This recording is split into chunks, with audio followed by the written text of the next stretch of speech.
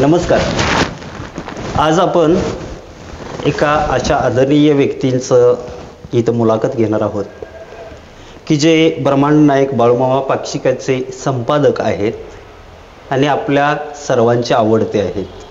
त्यांच्याबद्दल अल्प परिचय सांगायचा असेल तर सरांच्या घरातच आध्यात्मिक वातावरण होतं आणि या आध्यात्मिक वातावरणात म्हणजे भजन आणि कीर्तनात दंग असणारं कुटुंबात सरांचा जन्म झाला आणि सर लहानपणापासूनच एक अध्यात्माच्या एका चांगल्या वाटेवरती सरांची सुरुवात झाली.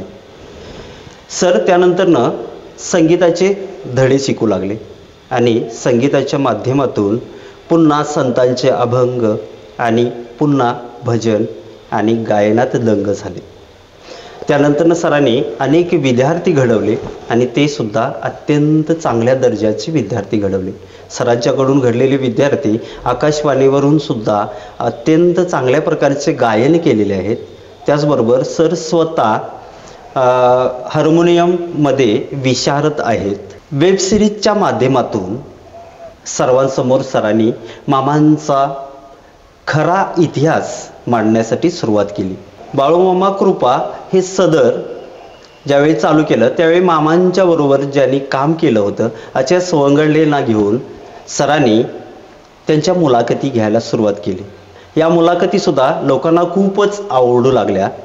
त्याचबरोबर कन्नडमध्ये सुद्धा डबिंग करण्याचं काम सरांनी अत्यंत उत्तम पद्धतीने केलेलं आहे.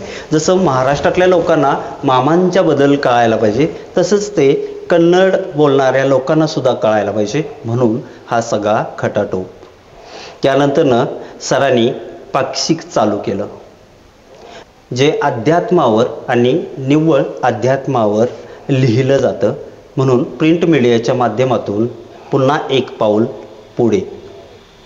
तर अशा एका व्यक्तिमत्वाशी आपण आता बोलणार आहोत जे आपल्या सर्वांचे आदरणीय आहेत आणि निमित्त आहे ब्रह्मांड नायक बाळूमामा पाक्षिकाचे 1 वर्ष कंप्लीट पूर्ण झालेले आहेत आणि या वर्षपूर्ती कार्यक्रमानिमित्त आपण त्यांच्याशी संवाद साधणार आहे.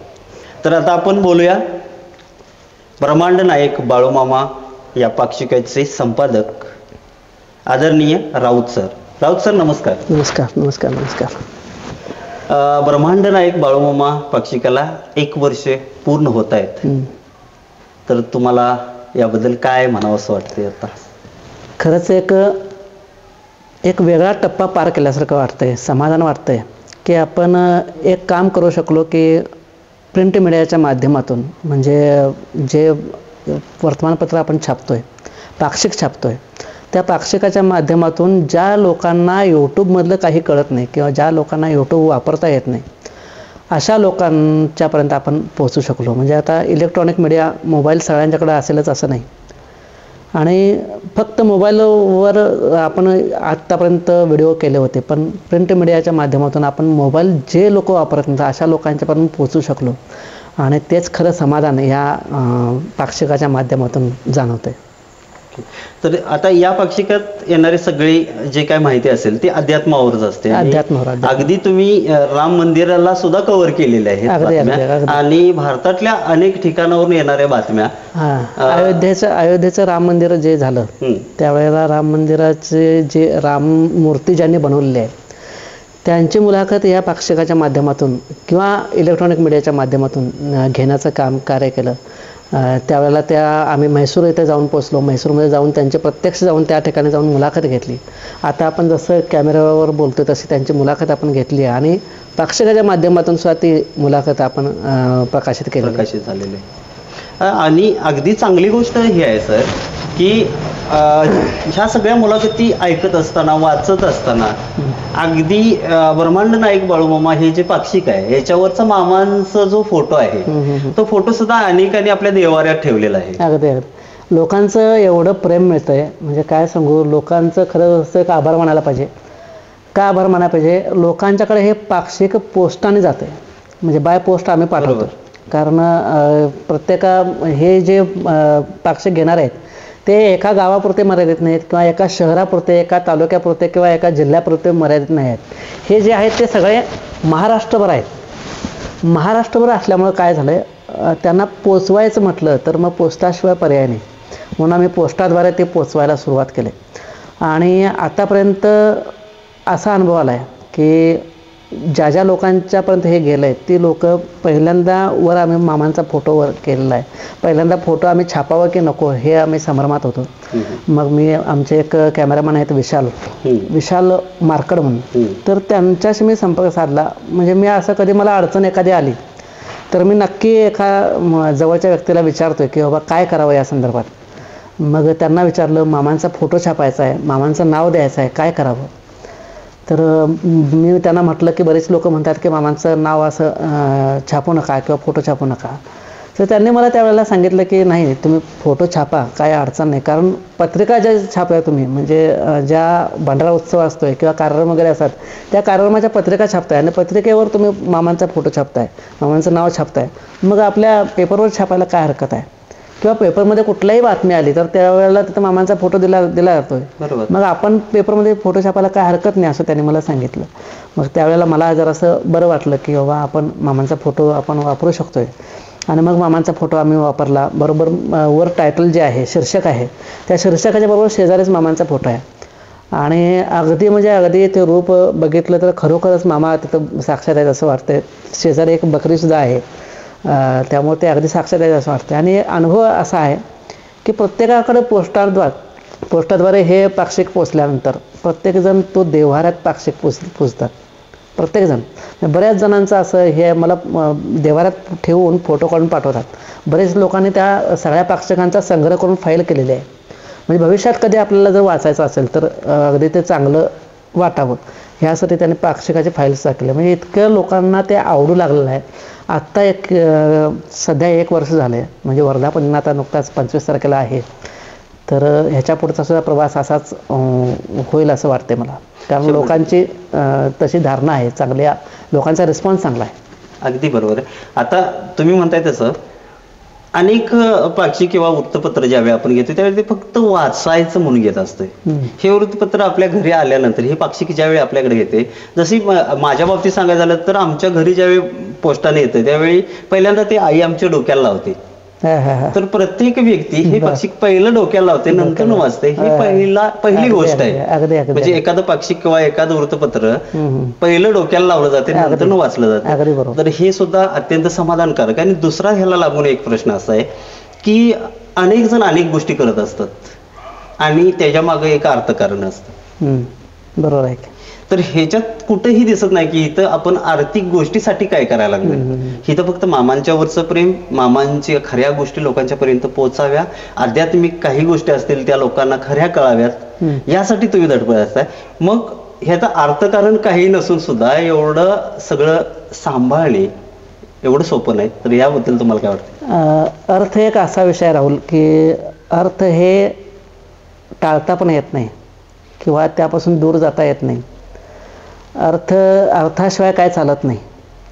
किती जर तुम्ही म्हटला की समाजासाठी करतो, अध्यात्मासाठी करतो, मामांच्यासाठी करतो, पण ते करत असताना अर्थ ही गोष्ट मुळात फार महत्त्वाची आहे. ती असल्याशिवाय काही करता येत नाही. कारण ती जेवढी जास्त चांगली असेल तेवढं आपण चांगल्या प्रकारे देऊ शकतोय, चांगल्या प्रकारे लोकांच्यापर्यंत ते पोचवू शकतोय. आता ह्यातनं काय, ह्यातनं एक आहे की ह्यातनं फायदा मिळवायचा हा विषय नाही आहे. म्हणजे जे आपलं एक म्हणजे बिझनेस माइंड किंवा व्यावसायिक दृष्टिकोन असा नाही आहे ह्याच्यामध्ये.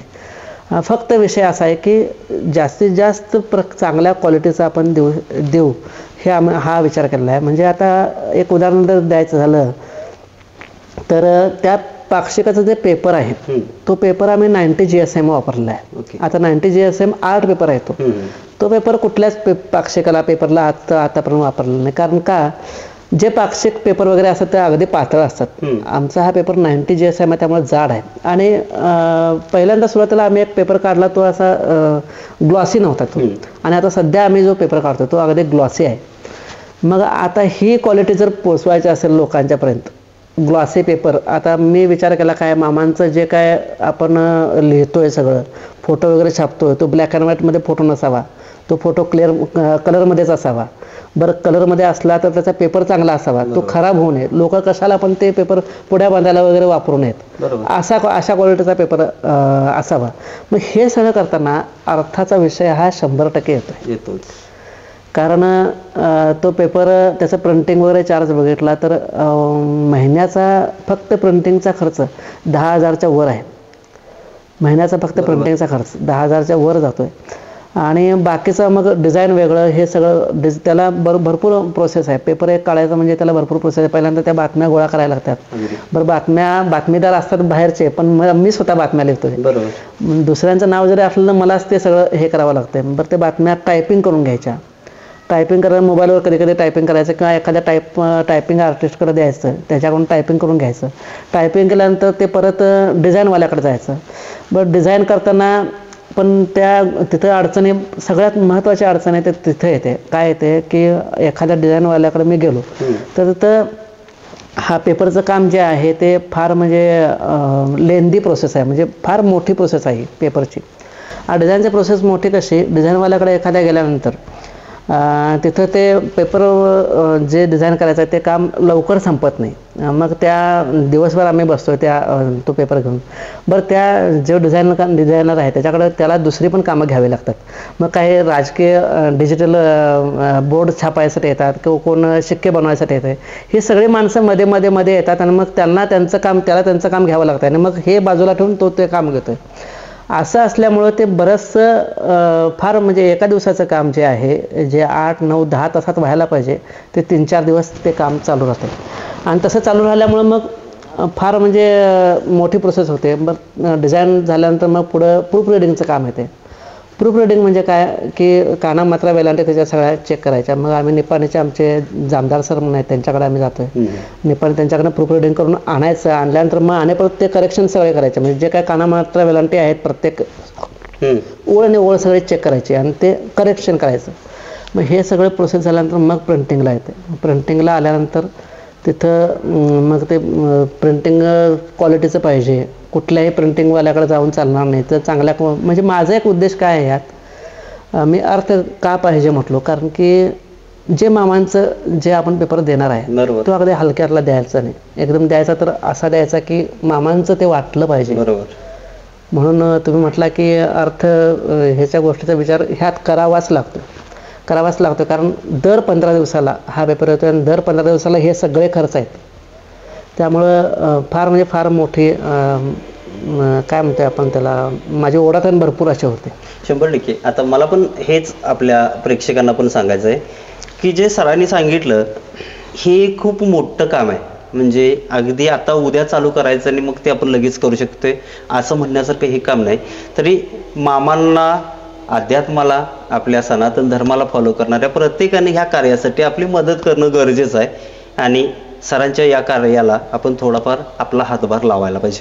तर मला सर काय म्हणायचं आहे, आता तुम्ही म्हटलं तर ही एक मोठी सिस्टीम असायला पाहिजे की प्रिंट करून आणल्यापासून ते वितरित करण्यापर्यंत ही सगळी प्रोसिजर खूपच मोठी आहे. ही सगळी प्रोसिजर मोठी आहे हे माहिती आहे. अर्थकारणावर जरी आपण बोललो तर त्याच्यासाठी आता अवेलेबल असं काही नाही, त्याच्यातून आपण बऱ्यापैकी चांगल्या गोष्टी काही करू शकतो. हे काहीही दिसत नव्हतं तरी सुद्धा तुम्ही चालू केलं, हे त्यातलं सगळ्यात विशेष आहे. आणि त्याच्या पुढे जाऊन तुम्ही स्वतः संपादक आहात.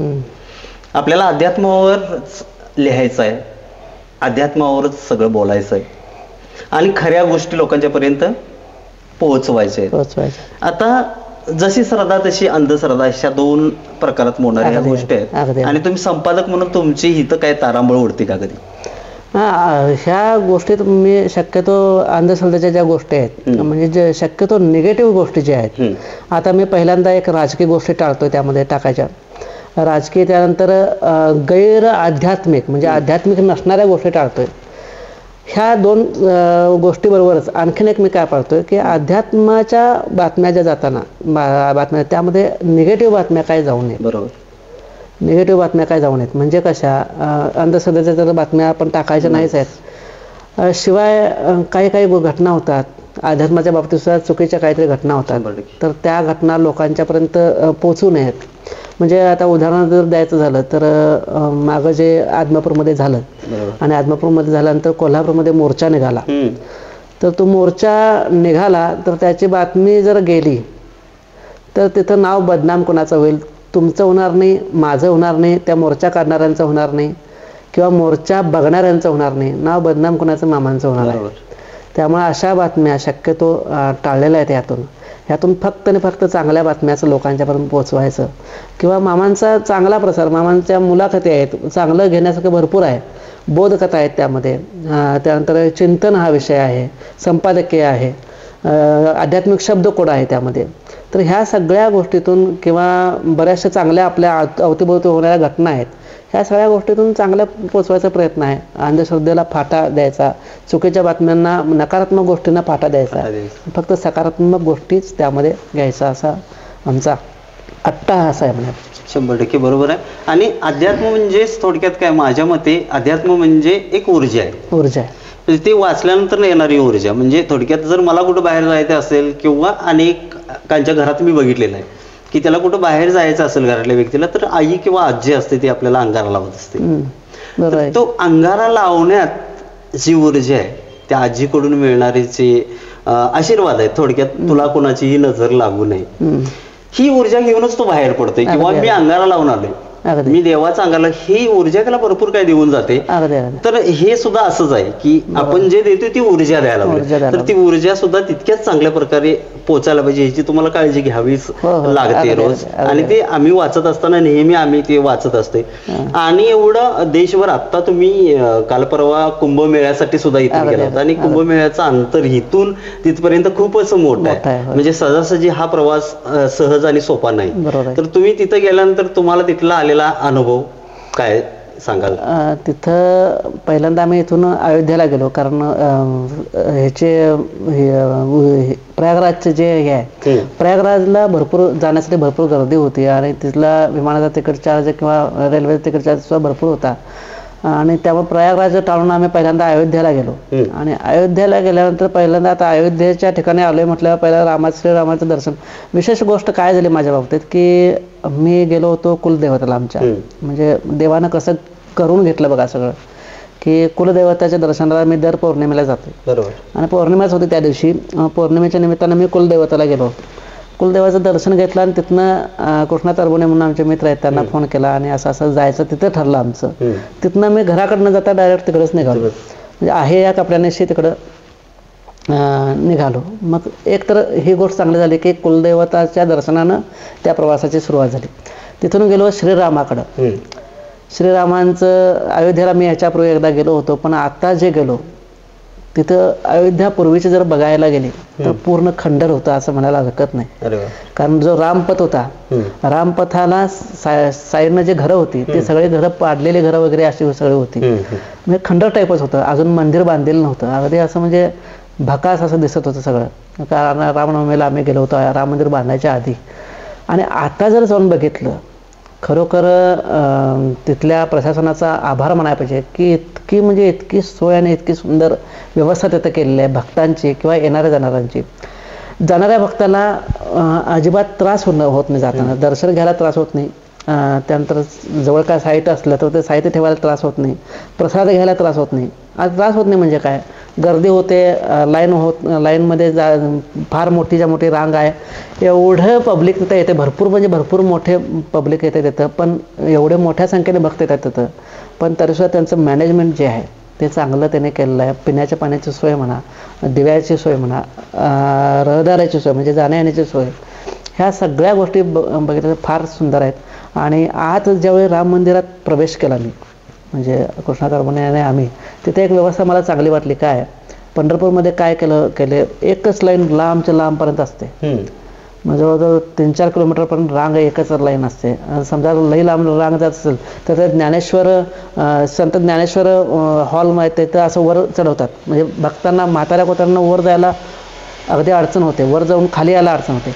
इथं तसं नाही, इथं एकच लाईन नाही, इथं असं मुआवणं लोक आज जातात. 8 ते 10 लाईनी आहेत. 8 ते 10 लाईनीमध्ये 2-2, एका लाईनमध्ये 2-2 लाईनी असतात. म्हणजे एवढ्या संख्येनं लोक आज जातात, त्यामुळे लाईन खूप लांब होत नाही आणि दर्शन पण लोकांना लवकर होतं. ह्या सगळ्या गोष्टी ते केल्याने आता ज्यावेळी आम्ही गेलो, खरोखर माझ्या अंगावर त्यावेळेला हुंबऱ्यापासून आत दर्शन घेतलं, अंगावर काटा आला होता अक्षरशः. का मला माहीत नाही, पण मी दर्शन पहिल्यांदाच घेतलं बांधलेल्या अयोध्या मंदिराचं. तिथलं जी भव्यता बघितली, तिथलं जे कलाकुसर बघितली, प्राचीन मंदिराची म्हणजे पूर्वीची मंदिरं जी होती लोकांनी जी घडवली होती, प्राचीन आपली मंदिरे आपण बघतोय, त्या मंदिरांची तिथे आठवण आल्यापासून राहत नाही. कारण इतकी सुंदर कलाकुसर, एवढी मोठी भव्यता, ते घुमट आतला बघितला, फार म्हणजे फार भव्य केलेलं आहे. आणि ते अंगावर काटेच येत होते अक्षरशः, दर्शन घेतल्यानंतर सुद्धा काटे आले. मग तिथून आम्ही गेलो कुंभमेळ्याला. कुंभमेळ्यात सुद्धा अगदी सुंदर म्हणजे सुंदर आमची व्यवस्था कशी झाली की रात्री गेल्यामुळे आम्हाला जायला पण जास्त त्रास झाला नाही. कारण 2 किलोमीटर अलीकडं, दिवसा जर पोचलो असतो आम्ही तर 20 किलोमीटर आम्हाला चालावं लागलं असतं, पण ते 2 किलोमीटर चालावं लागलं. आणि आत आंघोळ अगदी समाधानानं करता आली, ही सगळ्यात मोठी गोष्ट झाली. आणि मकर संक्रांतीच्या दिवशी म्हणजे ज्या दिवशी शाही स्नान आहे त्या दिवशी आंघोळ आम्हाला मिळाली. हे म्हणजे इतकं सुंदर अनुभव आला. खरंच व्हिडिओ पण केलेले आहेत, खरोखर बघा. मी सुद्धा स्वतः बघितलं की तुम्ही ज्यावेळी राम मंदिराच्या दर्शनाला गेला होता तिथून, त्यावेळेचं, त्यानंतर कुंभमेळ्याच्या तिथं तुम्ही गेलात. आणि हे सगळं करत असताना एकतर तुम्हाला आत्मिक समाधान आहेच.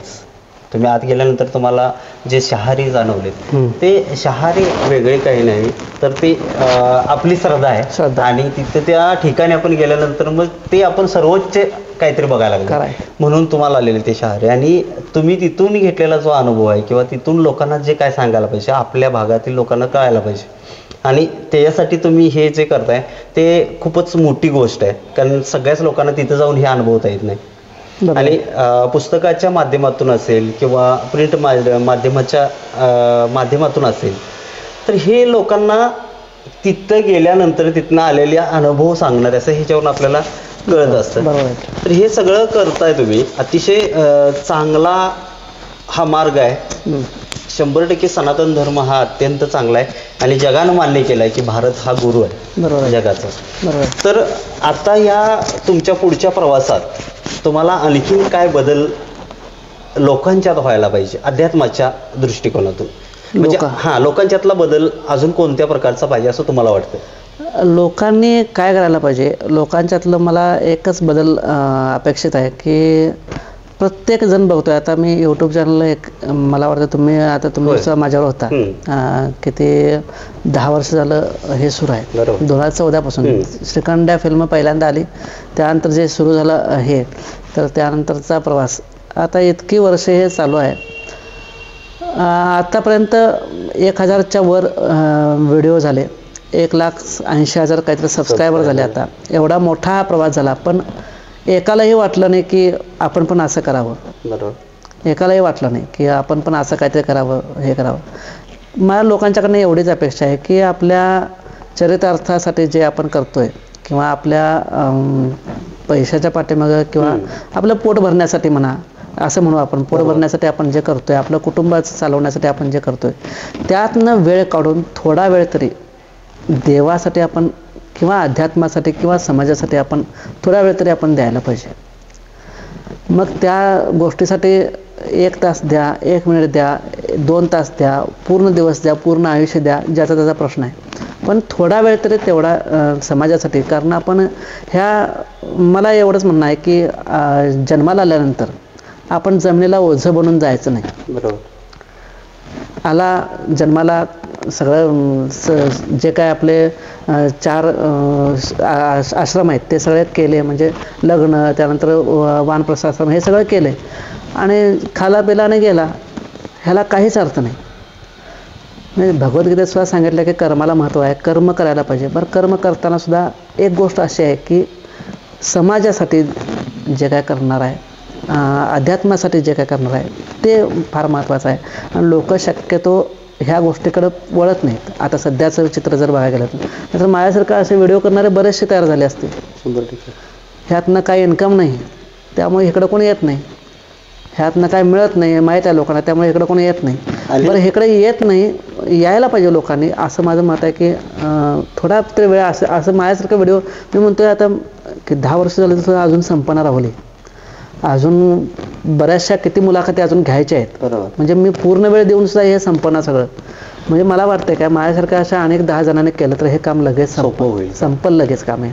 कारण मामांची माहिती अजून किती ठिकाणी मी पोचायचं आहे, तर माझ्या विषयात मी पोचेल काय मला माहीत नाही, संपेल काय माझ्या विषय माझ्या एकट्याच्यानं संपेल काय माहीत नाही. म्हणून असे अनेक 10-15 जणांनी तरी किमान हे करायला पाहिजे. नाही, आणि जसं तुम्ही आता म्हटलं की आपण अगोदर बोलत होतो तसं अर्थकारण, तर हे सगळं करत असताना बऱ्याच जणांना वाटत असेल की युट्यूबमधनं बरेचसे पैसे मिळतात, तर इथं काहीच मिळत नाही, तरी सुद्धा आपण हे करायला लागलोय. आणि हा एक प्रेक्षक वर्ग वेगळा आहे. म्हणजे वेगळ्या विषयाचे काही विषय असले तर ते बघणारे अनेक जण आहेत, पण अध्यात्म बघणाऱ्यांचा एक प्रेक्षक वर्ग आहे, आणि तो एक थोडा आहे, आणि तो चांगला प्रेक्षक वर्ग आहे, 100% चांगला आहे. संस्कार संस्कृती जपणार आहे, अगदी सगळ्या गोष्टी जपणाराच आध्यात्मिक माणूस असतो. आता दुसऱ्या राहुल नावं काय ठेवायची, मी माझ्यावरनं सांगतो. आता माझ्याकडे सुद्धा मोबाईल आहे, माझ्याकडे सुद्धा यूट्यूब आहे, आणि यूट्यूब आहे, मी सुद्धा यूट्यूब बघतोय. आता मी यूट्यूब बघताना मी यूट्यूबवर काय बघतोय, मला ते अध्यात्माची आवड असल्यामुळे मला बागेश्वर धामांच्या विषयी बघायला आवडते, सद्गुरूंच्या विषयी बघायला आवडते. पण माझ्यावरूनच मी सांगतो, सद्गुरूंचे व्हिडिओ मी किती वेळ बघू शकणार, सारखं मी बघू शकणार आहे का? फक्त मी 1-2 व्हिडिओ बघितले झालं. मग लोकांचं सुद्धा असंच होतं की मामांचे व्हिडिओ आपण बनवतोय, आता हे व्हिडिओ नाट्य स्वरूपात नाहीत, जोपर्यंत आपण नाटकीय स्वरूपात बनवतो, म्हणजे वेब सिरीज आपण जे केले होते तुम्ही आणि मी वेब सिरीज, मला मित्रांनो सांगायला आवडेल की राहुलजींनीच त्यामध्ये मामांची भूमिका केलेली आहे. आम्ही आणि परत असा योग जुळून याचा प्रयत्न करतोय. मामांच्या चरणी एवढीच प्रार्थना आहे की त्याचा योग जुळून परत येऊ दे आणि चांगले आपण वेब सिरीज आपण बनवूया. तर ते नाट्यकरणाच्या स्वरूपात असलं तर लोकांना बघायला आवडतं. आता ह्या मुलाखती आहेत, आणि त्या मुलाखती एक व्यक्ती जर बघायला गेले 10 मिनिटाचे आपले व्हिडिओ, मुद्दाम मी त्याची लेंथ कमी ठेवली, तर 10 मिनिटाचा व्हिडिओ किती वेळ बघणार लोक? एखादा आवडला म्हणून एक बघतील, दुसरा आवडला म्हणून दुसरा बघतील, पण पूर्ण व्हिडिओ बघणाऱ्यांची संख्या कमी आहे. पूर्णच्या पूर्ण आला व्हिडिओ म्हणजे बघतात, पूर्ण व्हिडिओ अगदी न चुकता बघतात, त्यांची संख्या कमी आहे. ती संख्या जर जास्त असती तर ह्यातनं उत्पन्न वाढलं असतं. किंवा आता मग कशी लोकांची संख्या बघतात, क्लिक करतात, क्लिक केलं की थोडं बघितलं संपला विषय. बरं, आत्ता बघतात, 15 दिवस किंवा महिनाभर बघतात, आणि 6 महिने विसरून जातात. 6 महिने त्यांना नोटिफिकेशन येत नाही किंवा ते बघतच नाहीत. असं होतं. काही जणांना एक सवय असते, आला की व्हिडिओ डाउनलोड करून टाकायचं, डाउनलोड करून ठेवायचं, नंतर बघायचं. बरं, डाउनलोड केलं की त्याचं काय हे होत नाही. दुसरी गोष्ट, हे जे अगदी आवडीने बघणारे लोक आहेत ती शक्यतो प्रौढ लोक आहेत, आणि प्रौढ लोकांना लाईक करायचं कळत नाही, कमेंट करायचं कळत नाही. आता लाईक केल्यामुळं काय होतं, लाईक केल्यामुळं त्या यूट्यूबला असं वाटतं की आता व्हिडिओ सगळ्यांनाच आवडतात, पण लाईक केला तरच ते आवडते हे यूट्यूबला कळते. आणि यूट्यूबला असं कळलं की हा व्हिडिओ लोकांना आवडायला लागला आहे, तर मग ते यूट्यूब नोटिफिकेशन पाठवायला सुरू करतं. पण आपल्या ही लोक अडाणी असल्यामुळे किंवा आपल्या ह्या लोकांना जास्तीत जास्त लोकांना ह्या यूट्यूबमधलं काय कळत नसल्यामुळे त्यांना लाईकचं बटन कुठं आहे ते माहीतच नाही, सबस्क्राईब बटन कुठं आहे माहीत नाही, बेल आयकॉन कशी दाबायचे हे माहीत नाही. मग ह्यामध्ये त्याचे यूट्यूबला सुद्धा वाटते की ह्या लोकांना व्हिडिओ आवडत नाही आहेत. मग त्यामुळे ते यूट्यूबचं काय करते, नोटिफिकेशन पाठवत नाहीत. म्हणून आता काय होतं, एक व्हिडिओ आला की 1000 आपल्याला व्ह्यूज मिळतात, किंवा 1000, 2000, 3000 एवढ्यापर्यंत व्ह्यूज मिळतात. एक 25,000 व्ह्यूज हे कधी 25-30,000 व्ह्यूज एखाद्याच व्हिडिओला मिळतात, आणि ते पण फार वर्षानंतर मिळतात. मग तसं त्यातनं असं एवढं हे होत नाही. मी बघतो बरेचसे यूट्यूबर आहेत की कुठले कसले घरातले व्हिडिओ करून पाठवतात, जाता जाता व्हिडिओ करतात, आणि त्यांना 70,000, 80,000, 1 लाख व्ह्यूज आहेत, मिलियनमध्ये व्ह्यूज आहेत, आणि आपल्या व्हिडिओंनाच इतके कमी व्ह्यूज आहेत. मग त्याचा पर्याय असा सांगता येईल की आपण वेब सिरीज जर केली तर त्यातनं बहुतेक हे होईल, जरा व्ह्यूज वाढतील. आणि हे म्हणजे हा विषय हाच आहे की यातनं लोकांना वाटतं की बऱ्याचशा लोकांचा गैरसमज आहे, फार लोकांचा गैरसमज आहे. काय आहे की संतोष राऊत हे करतात, ह्यातनं यांना लई मिळते. म्हणजे माझ्या लांबच्या लोकांचं मी सांगत नाही, माझ्या अगदी जवळच्या माझ्या घरातल्या व्यक्तींचं सांगतो मी. त्यासनी सुद्धा वाटते की ह्याला लई मिळते. पण खरोखर बघायला गेलं तर ही प्रोसेस फार तारेवरची कसरत आहे, आणि जर करायचं असेल तर करून बघावं, सगळ्यांनी खरंच करून बघावं, आणि करून बघावं म्हणजे त्यांना समजेल, आणि करावं. बऱ्याच जणांनी हे करायला पाहिजे, पैशाकडं किंवा उत्पन्नाच्या दृष्टीने न बघता. मामांच्या मात्र एक आहे राहुल, त्यामध्ये काय आहे की देवासाठी जर राबलं, अपेक्षा न करता राबलं, तर ते कुठेही वाया जात नाही. कुठेही वाया जात नाही. कारण देवासाठी म्हणण्यापेक्षा आपण कर्म जर केलं तर ते वाया जात नाही. ह्या धरतीचा नियम आहे तो. आपण काम केलेलं कुठलंही काम असेल मग त्यामध्ये भले पैसे मिळणार नाहीत पण ते वाया हे जात नाही अजिबात. अगदीच. कारण त्यातनं काय ना काहीतरी आपल्याला मिळतेच, काय ना काहीतरी मिळते. मग कुठल्याही स्वरूपात मिळू शकतं ते आणि त्यात अनुभव मिळेल किंवा पुढं त्यातनं आणि काहीतरी वेगळा मार्ग मिळेल. हे सगळं बऱ्याचशा गोष्टी आहेत त्यामध्ये. काय फायदा झाला हे सांगू शकत. तर मित्रांनो तुम्हाला दुसरी गोष्ट एक महत्त्वाची सर, आता बोलता बोलता बोलत गेले आणि पुन्हा आपण तिकडेच येतोय. ब्रह्मांड नायक बाळूमामा पाक्षिकाचं 1 वर्ष पूर्ण होते. हे पाक्षिक काढण्यामागचं मुख्य उद्देश आणि हेतू सरांचा हाच होता की यूट्यूबवरून आपण व्हिडिओ टाकतोय, आध्यात्मिक व्हिडिओ आहेत, मामांचे व्हिडिओ आहेत, वेगवेगळ्या ठिकाणी जी माहिती आहे ती आपण टाकत असतो आणि हे टाकतोय. पण सगळ्यांच्याकडेच मोबाईल असतील का हा एक सरांना पडलेला प्रश्न होता. म्हणजे आमचे जे प्रेक्षक वर्ग आहे तो अशिक्षित आहे थोडा, तर त्यांच्याकडे मोबाईल असेल का, तो त्यांना ऑपरेट करता येत असेल का, आणि ते तसं नसेल तर त्यांना हे सगळं करतो हे कळत असेल का. म्हणूनच मग ब्रह्मांड नायक बाळूमामा पाक्षिकाची निर्मिती झाली. तर सर हे आता अत्यंत चांगल्या प्रकारे जाते लोकांच्यापर्यंत असं तुम्हाला वाटतं? अगदी चांगल्या प्रकारे जाते. का? कारण लोक ते देवाऱ्यात पुजतात. अगदी देवाऱ्यात पुजतात म्हणजे ह्यासारखी चांगली गोष्ट दुसरी कायच नाही. कारण आपण जे एक कलाकृती करतोय ते देवाऱ्यात लोक पुजतात. मग त्यामध्ये काय बाकीचा पुढचा काय विचारच करायचा नाही.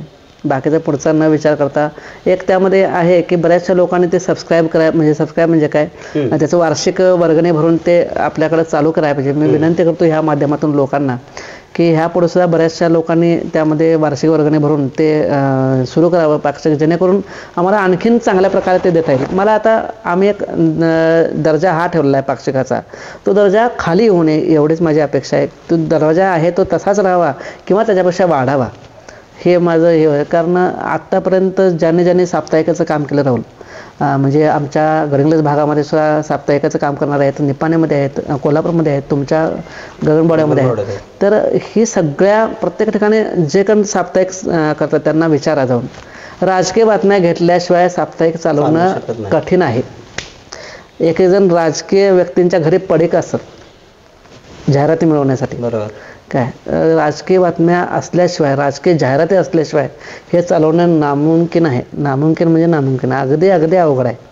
मला एका ठिकाणी मी गेलो तर ते पत्रकार मला तुम्ही चालवताय कसं, बरं तुम्ही माझ्यापेक्षा किती चांगली क्वालिटी द्यायला लागलाय, मी आपलं ब्लॅक अँड व्हाईट काढतोय, साधा पेपर यूज करतोय आणि तुम्ही एवढं सगळं चालवताय कसं. म्हटलं आता देवानं त्या दिलंय, देव जोपर्यंत ताकद देतो तोपर्यंत करायचं, नाही ताकद देत तोपर्यंत त्यावेळी बघायला पुढं. पण आता माझ्या ताकद आहे ती करण्याची. खरं सांगायचं राहुल, दर महिन्याला 20-25 हजार काढून ठेवायचं म्हणजे सोपी गोष्ट नाही. खरंच नाही. मग त्यामध्ये कसं होतं, ज्यांचं सबस्क्रिप्शन असेल, एक इन्कमचं साधन यातलं काय सांगतो की ज्यांनी वार्षिक वर्गणी दिलेली आहे ते वार्षिक वर्गणीदार जे देतात त्यातून एक थोडंफार इन्कम होते. आणि जाहिराती कोणी जर समजा दिल्या, त्याला जाहिरात दिल्या, म्हणजे आता नुकतंच आम्ही कॅलेंडर काढलं तर कॅलेंडरला जाहिराती आम्ही दिल्या तर जाहिरातीमधून एक इन्कम होते. तर जाहिराती जर दिल्या तर त्यातून सुद्धा इन्कम होते. ह्या 2 गोष्टी सोडल्या तर इन्कमचं त्याचं काय होत नाही. मग ते कसं आहे, आणि जर वाढवायचं असेल, आता 100 लोकांना पेपर पोहोचतो, 100पेक्षा जास्त लोकांना हा पेपर पोहोचवायचा म्हटला तर मग ते पोस्टेजचा खर्च वाढला, सगळंच प्रिंट वाढल्या, बाकी सगळ्या गोष्टी वाढतात, मग ते करू शकत नाही. जर सबस्क्रिप्शन जर वाढलं, जाहिरात जास्त मिळालं तर हे मोठ्या स्वरूपात होऊ शकते. किंवा आता पाक्षिक सुरू आहे, उद्या साप्ताहिक होईल, दैनिक होईल, हे पुढं होऊ शकतं. नाही, आणि दैनिक व्हावंच अशा आमच्या शुभेच्छा आहेत. मला बऱ्याचशा वेळा असं वाटते सर की तुमच्या हातून घडणारे काम हे अगदी परमेश्वराच्या जवळ जाऊन पोचलेलं असते. त्याचं कारण असं आहे की मी स्वतः अनुभवलेलं ते. एक आपण ज्यावेळी वेब सिरीज करत होतो त्या वेब सिरीजच्या दरम्यान आपण महालक्ष्मी मंदिराच्या तिथं शूटिंग करत होतो आणि कोणालाही माहीत नव्हतं की हे शूटिंग, तरी सुद्धा लोक मामा म्हणून दर्शन घेत होते. दुसरं आत्ताच जे पाक्षिक आपण घरी गेल्यानंतर पहिलं डोक्याला लावलं जाते तिथं सुद्धा लोकांना मामा दिसतात. आपण आणखीन एक एपिसोड करत होतो जिथं आपण एका ठिकाणी अभंगाचं रेकॉर्डिंग करायचं होतं. म्हणजे ते मामांच्या तिथला भंडाऱ्यातला तो एक हे दाखवायचा होता, आपला प्रसंग दाखवायचा होता. आणि तो दाखवत असताना मी स्वतः अनुभवलेली ती गोष्ट आहे की मी स्वतः त्यात मग्न झालो होतो. मला माहिती होतं की हे शूटिंग आहे, तरी सुद्धा मी विसरून गेलो होतो. आणि आज सुद्धा तो अभंग, ते ठिकाण आणि अगदी रेकॉर्डिंग स्टुडिओ मध्ये केल्यासारखा तो आलेला आवाज आवाज आवाज हे सगळं जुळून येते. म्हणजेच तुम्ही मामांच्या जवळ पोहोचलाय असं एक माझं मत आहे. तुम्हाला काय वाटतं सर, तुम्हाला असे अनुभव काय? खरं असं हे जर कार्य करायचं राहुल म्हटलं तर आता कोणी उठलं आणि हे कार्य केलं असं होऊ शकत नाही. कारण त्यामध्ये हे कार्य करायचं म्हटलं तर फार म्हणजे फार देवाची साथ फार लागते यात. आता कसं सांगतो साथ लागते, एक तर मी काय करू शकतो, एखादी व्यक्ती आहे समजा मामांच्या बरोबर राबलेली व्यक्ती आहे एका गावामध्ये, माहिती मला मिळाल्यानंतर मी तिथेपर्यंत जाऊ शकतोय, त्या व्यक्तीचा शोध घेऊ शकतोय. शोध घेतल्यानंतर त्या व्यक्तीला विचारू शकतोय की बाबा असं असं तुम्हाला काय माहिती आहे, माहितीला मग मुलाखत घ्यायला परवानगी आहे का, हे सगळं मुलाखत घेऊ शकतोय.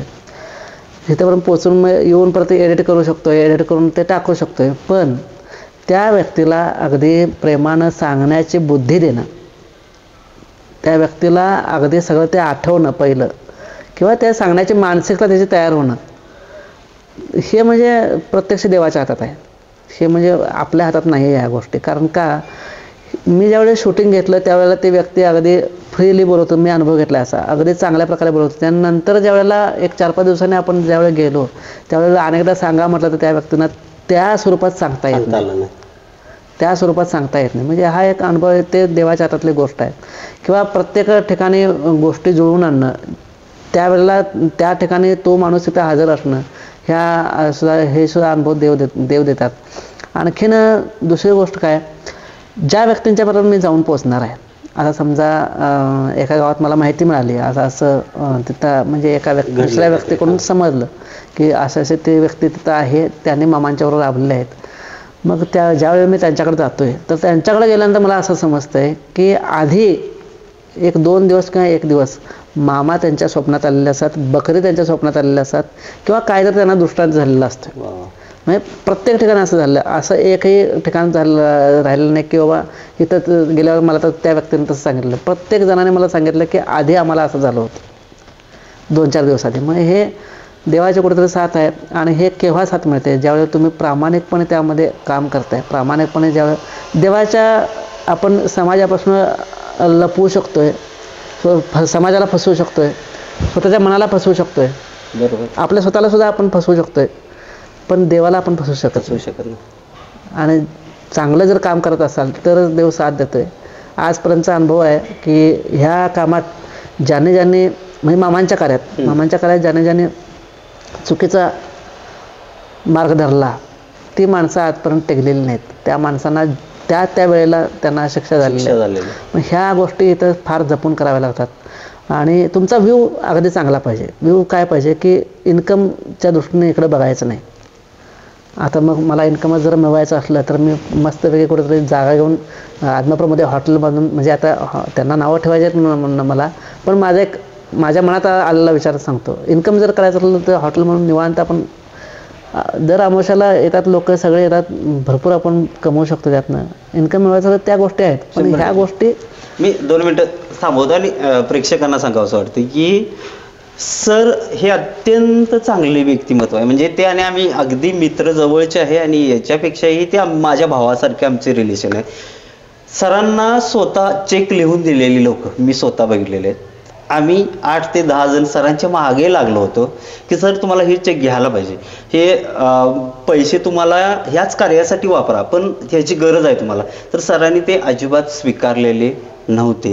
हे मुद्दा मी तर नोंद करून सांगावं असं वाटते. तर हां सर काय म्हणजे मला काय, आता तुम्ही तो अनुभव सर सांगितला राहुल, काय माहीत आहे, लोक ज्यावेळी देणार आहेत आपल्याला, लोक देत आहेत समजा आपल्याला काय मदत करतायत लोक करून किती मदत करतील? 1 कोटी, 2 कोटी, 4 कोटी, 5 कोटी, 6 कोटी, 10 कोटी, 1000 कोटी, 1 लाख कोटी मोजता येऊ शकते आपल्याला. 1 लाख, बरोबर, हे लोक मदत करणार आपल्याला. पण ज्यावेळेस देव मदत करेल त्यावेळेला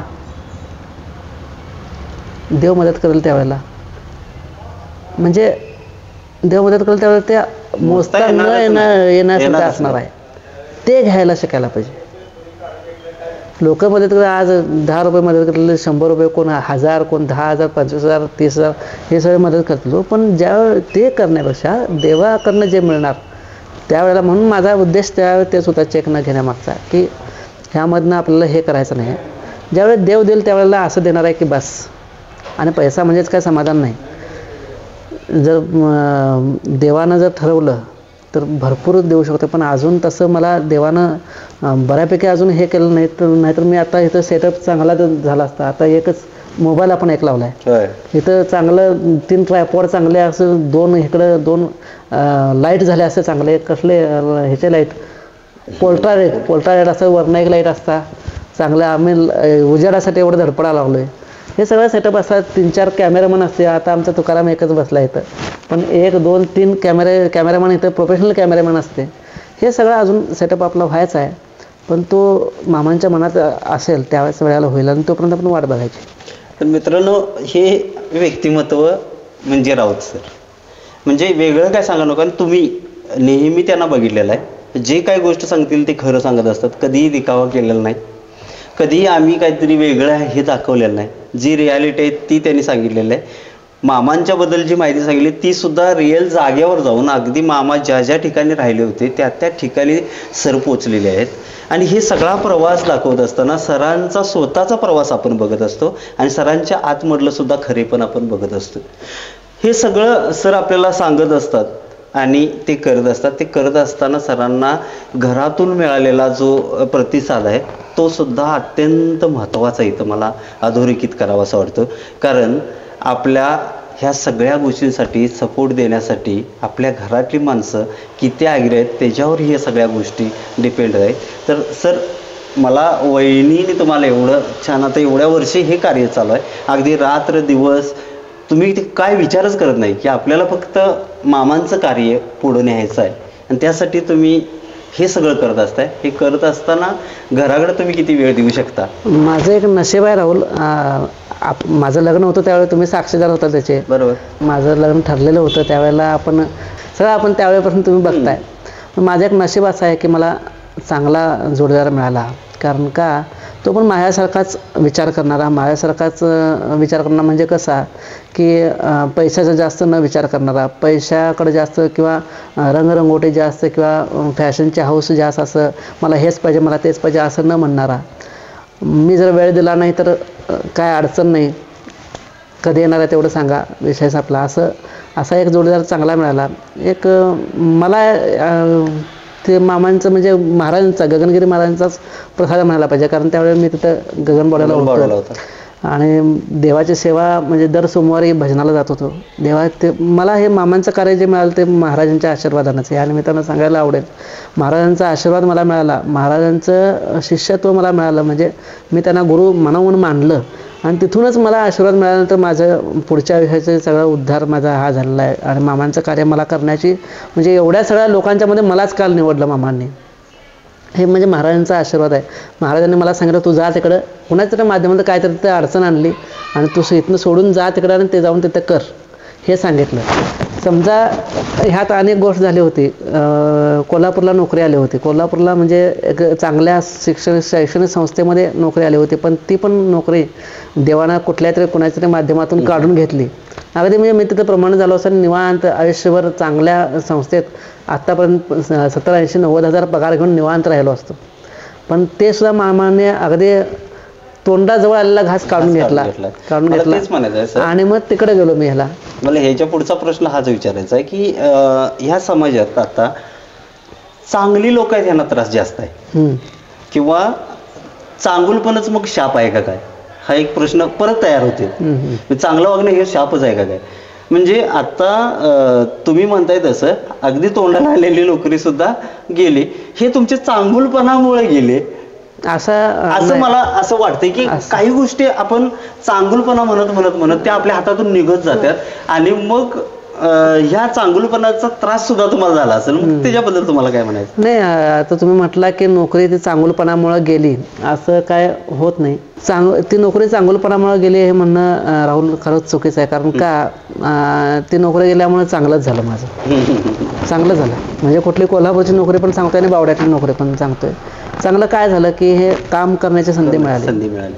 हे काम चांगलं झालं, मोठं काम झालं.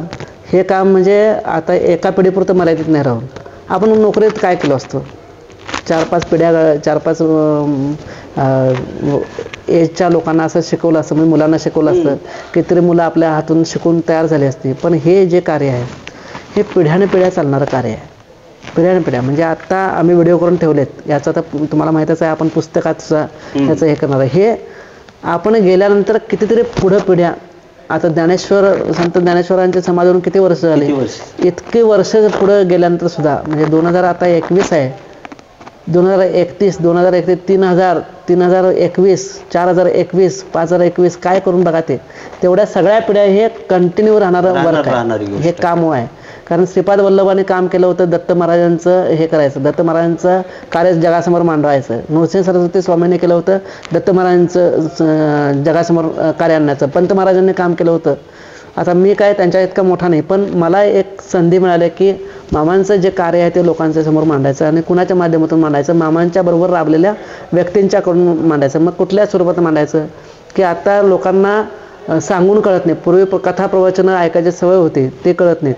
आता लोकांना वाचनाची आवड नाही, पुस्तक काढावे म्हटलं पुस्तकाची आवड नाही लोकांना. मग यूट्यूब आता चालणारं काय आहे तर यूट्यूब आहे. आता यूट्यूब पण मागं पडलं असं म्हणू शकत नाही, पण आता लोक तरुण इंस्टाग्रामला जास्त आहेत. इंस्टाग्राम पण आपल्याला सुरू करायचं आहे लवकरच. पण अशा माध्यमातून ते सुरू केलं आणि ते सुरू करण्यामुळंच खरं असं ही मोठी गोष्ट झाली. जर मी शिक्षक असतो तर फक्त तेवढ्यापुरतंच म्हणजे त्या गावापुरतं, त्या शहरापुरतं, त्या जिल्ह्यापुरतं काम राहिलं असतं. पण हे आता जगासमोर कामाचं लपलं जाणार आहे. आणि त्याच्यापुढं जाऊन मला हे सांगायचं सर की हे इथं तर राहणारच आहे, यूट्यूबच्या माध्यमातून असेल किंवा आपण हे जे केलेलं आहे हे जसं आहे तसं राहणार आहे. तुमच्या स्वरूपात जे लोकांना बघायला मिळालेलं हे आहे असं राहणार आहे. आता हे करत असताना तुम्ही स्वतः शिक्षक आहात, म्हणजे तुम्ही चांगले शिकलेले आहात, सुशिक्षित आहात आणि मग तुम्ही देणार आहे ते अत्यंत चांगलंच असते, जे आम्ही अनुभवलेलं आहे. तर मी स्वतः तुम्ही मान्य करणार नाही, पण मला वाटते ते आत्ताच्या काळातले जर संत स्वरूप माणूस कोण मला बघायचा असेल तर मी राऊत सरांच्याकडे बघते. इतकं ते तुमची प्रतिमा माझ्या मनात आणि आपल्या सगळ्याच वाचकांच्या मनात, प्रेक्षकांच्या मनात ती आहे. तर सर भविष्यात आता तुम्हाला यूट्यूबच्या माध्यमातून प्रिंट मीडियापर्यंत आपण आलो, आता ह्याच्या पुढं आणखीन काय करायचं असं तुमच्या मनातील एखादा भविष्यात म्हटलं तर एक राहुल तुमच्या माझं एक स्वप्नच आहे की एक फिल्म करायची आहे मामांच्या संदर्भात, मामांच्या आयुष्यावर आधारित एक चित्रपट करायचा आहे. दुसरं एक वेब सिरीज सुद्धा करायची आहे. हे आत्ताचे म्हणजे ध्येय आहेत माझे की आता अगदी 4-5 वर्ष 10 वर्षाच्या अंतरातले हे ध्येय आहेत की एक वेब सिरीज मामांची करायची आहे पहिली गोष्ट, आणि त्यानंतर मामांच्या कार्यावर आधारित दुसरा कुठलाही नाही. मी आता मामांच्या सेवेसाठी वाहून घेतलं आहे, त्यामुळे मामांच्या विषयावरच एखादी फिल्म मला करायची आहे. त्या संदर्भात सुद्धा विषय सुरू आहे. बघूया काय होते, आता देव कुठंपर्यंत साथ देतोय. आणि भविष्यात म्हटलं तर असं काय लई मोठा असं काय उद्देश बाळगलेलं नाही, पण आयुष्याच्या शेवटच्या श्वासापर्यंत हे आणि हेच कार्य करायचं आहे, दुसरं काय नाही. अगदीच, म्हणजे आता तुम्ही म्हणताय ते हे कार्य करायचं, हे कार्यच अत्यंत चांगलं आहे की इथं कोणालाही ह्याचा तोटा होणार कार्यच नाही, म्हणजे निव्वळ फायदा आणि लोकांचं कल्याण हा एकमेव उद्देश तुम्ही घेऊन शुद्ध भावनेनं आपण ज्यावेळी एखादी गोष्ट देत असतो, म्हणजे शेतकरी ज्यावेळी पेरणी करत असतो त्यावेळी सुद्धा ती त्या शुद्ध भावनेने पेरणी करत असतो, म्हणून एका दाण्याला 100 दाणे आपल्याला मिळत असतात. तेच तुमच्या रूपानं तुम्ही जे काय पेरत आहात आत्ताच्या ह्या बदलत्या जगातल्या मुलांना, बदलत्या जगातल्या लोकांना जे काय पेरताय त्यातून उगवणारे 100% चांगलं असेल. आणि तुमच्यासारख्या सुशिक्षित व्यक्तीनं हे करणं त्याहूनही अधिक मला चांगलं वाटतंय, कारण की तुम्ही खरेपण लोकांच्यापर्यंत पोहोचवत असता आणि खरेपण काय आहे हे दाखवून देत असतं. त्यामध्ये काही फेरफार आपण एक एपिसोड करत असताना मग ते मला वाटतं सचिननं त्यात एक छान रोल केलाय. त्या गावात आपण गेल्यानंतर शूटिंग केलं तर त्या गावातच घडलेली ती घटना होती. आणि त्या गावात घडलेली घटना आपण असत्य मांडू शकत नाही, कारण तिथे एक तर प्रथमदर्शनी बघणारे लोक आहेत. त्यामुळं प्रेक्षकांना हे सांगायचं की सरांनी जे काय आपल्याला दिलं ते सगळं खरं आणि खरंच दिलेलं आहे. प्रेक्षकांना मला एक सांगायचं की सरांनी आजपर्यंत हे सगळं करत आहेत आणि रात्र दिवस एक करून करत आहेत. हे करत असताना मी स्वतः सरांना सांगितलं की सर तुमच्या नजर जी आहे, 2 डोळ्यांच्या मधलं जे अंतर आहे ते थोडं कमी होते, तुम्ही थोडेसे तिरळे बघायला लागलाय. तर सरांना वाटलं होय राहुल असं वाटतंय तुम्हाला. मग नंतर सरांनी सुद्धा मग आरशासमोर बघितलंय, बऱ्याच वेळा सरांच्या लक्षात यायला चालू झालं आणि मग सरांच्या लक्षात आलं की खरंच आपले डोळे थोडेसे तिरळे व्हायला लागलेत. आणि 24 तास त्याच कामात आहेत. मामांचं कार्य सगळ्यांच्या समोर यावं, आध्यात्मिक दृष्टिकोन लोकांचा चांगला व्हावा, वाढावा यासाठी काम करत असतात. आणि हे काम करत असताना सर स्वतःकडे सुद्धा लक्ष देत नाहीत. म्हणजे कधी जेवण किती वाजता जेवलं ह्याचं सुद्धा कधी भान नसते. आणि मी एकदा सरांना म्हटलो की सर तुमचे डोळे थोडेसे तिरजे वाटायला लागलेत मला. आणि मग सरांनी नंतर मग आरशासमोर उभा राहून वगैरे बऱ्याच वेळा बघितलं असेल, एकदा सांगितल्यानंतर लक्षात येते की माझे डोळे खरंच असे आहेत का. तर सरांचे खरेच डोळे असे थोडे क्रॉस झाले होते. दुसरी गोष्ट, झोप नसली तर आपलं शरीर थकून जातं, आजारी पडायला सुरुवात होते. हे सगळं घडून सुद्धा सरांच्यावर काही परिणाम होत नाही. त्याचं एकमेव कारण मला तुम्हाला सांगावं असं वाटते की अध्यात्म, मामांची शक्ती, ऊर्जा असेल ती सरांना मिळाली म्हणून ह्या गोष्टी शक्य आहेत.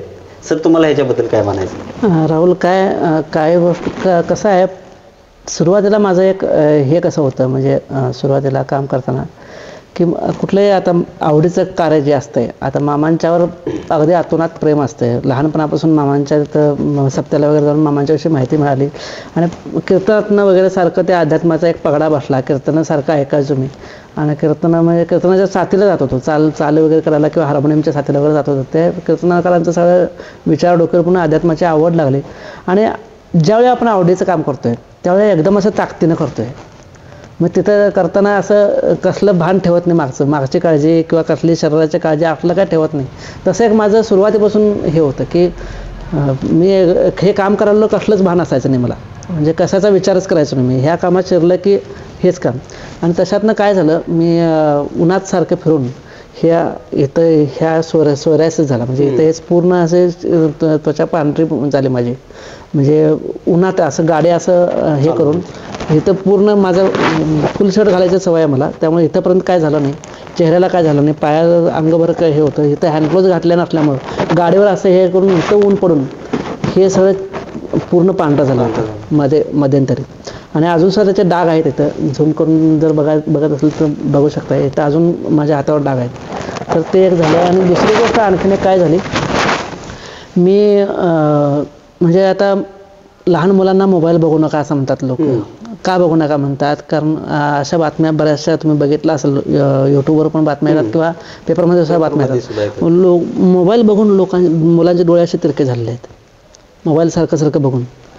आणि माझं काय झालं, मी पहिल्यांदा कॉम्प्युटरवर काम करायचो आणि कॉम्प्युटरवर त्या सॉफ्टवेअरवर काम करायचं म्हणजे फार मोठी प्रोसेस आहे ती, फार वेळ लागतो अपलोड व्हिडिओ तयार व्हायला.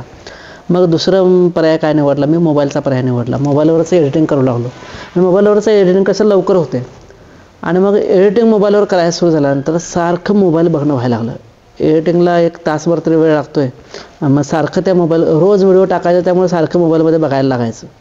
आणि सारखं मोबाईलमध्ये बघून रोज एक व्हिडिओ येतोय, रोज व्हिडिओ आपल्याला करायचा आहे, सारखं त्यामध्ये बघायचं. शूटिंग पण मोबाईलवरच, एडिटिंग पण मोबाईलवरच, अपलोडिंग पण मोबाईलवरच.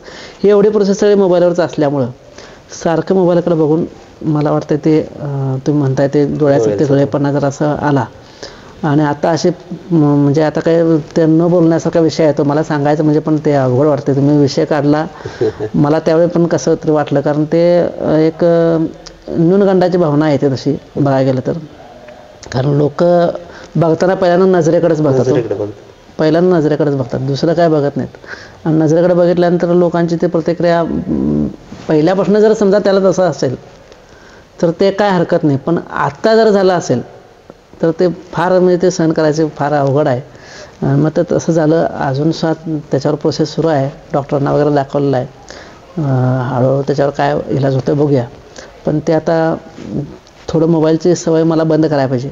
मोबाईलचं काम बंद करून कॉम्प्युटरवर परत काम सुरू करायला पाहिजे किंवा लॅपटॉपवर काम सुरू करायला पाहिजे. तरीसुद्धा डॉक्टरने म्हटलं लॅपटॉपवर आणि कॉम्प्युटरवर जरी केला तरीसुद्धा ते आत्ता जे झालं आहे त्यात सुधारणा होणार नाही. बघूया काय होतंय पुढे. तरी पण मला काय वाटते तुम्ही तुमच्या तब्येतीकडे लक्ष द्या. आत्ता माझा व्ह्यू बदलला राहून, म्हणजे आता अलीकडं माझा व्ह्यू बदलला आहे. म्हणजे मी एकदा त्याचं चार्जिंग असेल मला माहीत नाही, पण मी एकदा त्या आमच्या सोना एजंटच्याकडे गेलो होतो. माझ्यावर एक फार मोठी वयस्कर म्हणजे माझ्या वयाचा मुलगा ज्यांचा असेल अशा कोयंडे वहिनी होत्या मुंबईच्या, आणि त्याने मी मिळून आमच्या मेतक्यामध्ये ज्या सत्यवाईंच्या भाची आहेत त्या सोनाजींच्याकडे गेलो होतो. आणि सोनाजी मला म्हणाल्या, एवढा का वाळलायस रे बाबा, एवढं का असं झालायस, मला लय चेहरा एकदम हे झालाय तुझा. मग त्यावेळी मी एकदम असं फार जोरात काम करायचो. मग बरोबर कोण आले तुझ्या, हे कोण तुझी मुलगी काय रे म्हणून विचारले मला. म्हणजे जी माझी आई असायला पाहिजे तिलाच त्याने तुझी मुलगी काय म्हणून विचारलं. म्हणजे एवढा माझा चेहरा असा हे झाला होता. म्हणजे मग त्यावेळी विचार केला मी. मग माझे मित्र एक आहेत प्रदीप काकडे म्हणून, त्यांनी मला सांगितलं, ज्यांनी आपल्या मराठीचं कन्नडमध्ये ट्रान्सलेशन केलं, भाषांतर केलं आहे, त्यांनी मला सांगितलं की राऊत सर तुम्ही करताय बरोबर आहे, पण असं करून तुम्ही तुमच्या आयुष्याची हे कमी करायला नाही. म्हणजे तुम्ही आता जे काम करताय ते तुम्हाला जास्त लांबपर्यंत करायचं असं वाटत असेल, जास्त लांबपर्यंत करावं असं वाटत असेल तर तुम्ही स्वतःच्या शरीराची काळजी घ्या. म्हणजे तुम्ही जास्तीत जास्त ते काम करू शकाल. आता ज्या ह्या प्रोसेसने जर तुम्ही काम केलं तर तुम्ही काम कमी करणार, तुमचं शरीर साथ देणार नाही तुम्हाला. त्यावेळेपासून मग माझी मानसिकता बदलली आणि मग थोडंसं शरीराकडे लक्ष देऊन, शरीराकडं हे सांभाळून थोडंसं काम कमी करून असं सुरू केलं. मग आता व्हिडिओ रोज येत नाहीत, कधी कधी डिले होतो, त्याचं कारण ते आहे. दुसरं एक कारण पाक्षिक एक आहे, आपल्या जबाबदाऱ्या पण वाढायला लागल्या आहेत, त्यात शरीराची काळजी पण घ्यायची आहे, त्यात सगळ्या ह्या गोष्टी आहेत, त्यात आपला चरितार्थ पण चालवायचा आहे. म्हणजे त्या गोष्टी म्हणजे शाळा आणि क्लास हे सोडू शकत नाही. ते सोडलं तर मग कायच उपयोग नाही. घरातल्यांचं म्हणजे आभार म्हणायला पाहिजे की घरातले लोक काय म्हणत नाहीत बाबा काम सोडून हे आपलं हे करायला लागलं आहे, तर तरी पण घरच्यांचा आधार आहे सगळा चांगला. फक्त शरीराची काळजी घ्यायला. 100% तुम्ही शरीराची काळजी घ्या, तुम्ही तुमची स्वतःची काळजी घ्या आणि मग दीर्घायुष्य तुम्ही होणारच आहे. कारण सगळ्यांचा आशीर्वाद तुम्हाला तसा आहे, मामांचा आशीर्वाद तसा तुम्हाला आहे. तुम्ही दीर्घायुष्य व्हायलाच पाहिजे आणि तुम्ही दीर्घायुष्य झालात तर अनेक वर्षे हे कार्य लोकांना बघता येईल. आता आपण आपल्या मुलाखतीच्या शेवटाकडे जाताना एक तुम्हाला सांगायचं आहे की सर तुम्ही अनेक ठिकाणी जाताय, अनेक ठिकाणी गेल्यानंतर ना तुम्हाला तुमचं दर्शन घ्यायला लोक उभा असतात किंवा तुमच्या पायाला हात लावतात. म्हणजे जसं आम्ही मामांचा हा सगळं तुम्ही मांडत असताय, देव शोधायला गेलो आणि देव आलो. तर ह्याबद्दल शेवटचा हा प्रश्न आहे सर, तुम्हाला ह्याबद्दल काय वाटते? देवाचं असं आहे, देवाच्या जवळ गेल्यानंतर देवाच्या अगदी म्हणजे अगदी आपण ज्यावेळी देवाला अगदी मनापासून हे करतो. आता अशा गोष्टी आहेत की आता हल्लीचा जमाना कसा आहे, हल्लीच्या जमान्यात आपण देवाकडे वळणारे लोक कमी आहेत. पण जे लोक खरोखर देवाजवळ आहेत त्यांना हे माहीत आहे की देवाच्या जवळ गेल्यानंतर एक अनामिक ऊर्जा आपल्या अंगात येते, फार म्हणजे फार मोठी ऊर्जा अंगात येते. आणि समोरनं व्यक्ती जर आली ते बघितल्याच त्या व्यक्तीला कळते की हे माणूस कोण आहे, म्हणून ते लगेच पाया पडत जाते. म्हणजे त्या समोरच्या व्यक्तीकडे बघून किंवा त्याच्या कार्याकडे बघून किंवा त्यानं जे आजपर्यंत मामांचं कार्य केलं ही भावना त्यांच्या मनात असते की बाबा हे व्यक्ती असं ज्या ठिकाणी मामा गेले त्या ठिकाणी या व्यक्तीचे पाय लावून आलेत म्हणून त्याच्या पायाचं दर्शन घेऊया असं म्हणतात लोक. पण ते दर्शन घेणं खरं असं चुकीचं आहे. मला वाटतं की मामांचंच फक्त दर्शन घ्यावं. सगळ्यांना माझी विनंती आहे, मामांच्या मध्ये जे कोण आहेत त्या सगळ्यांना टाळा.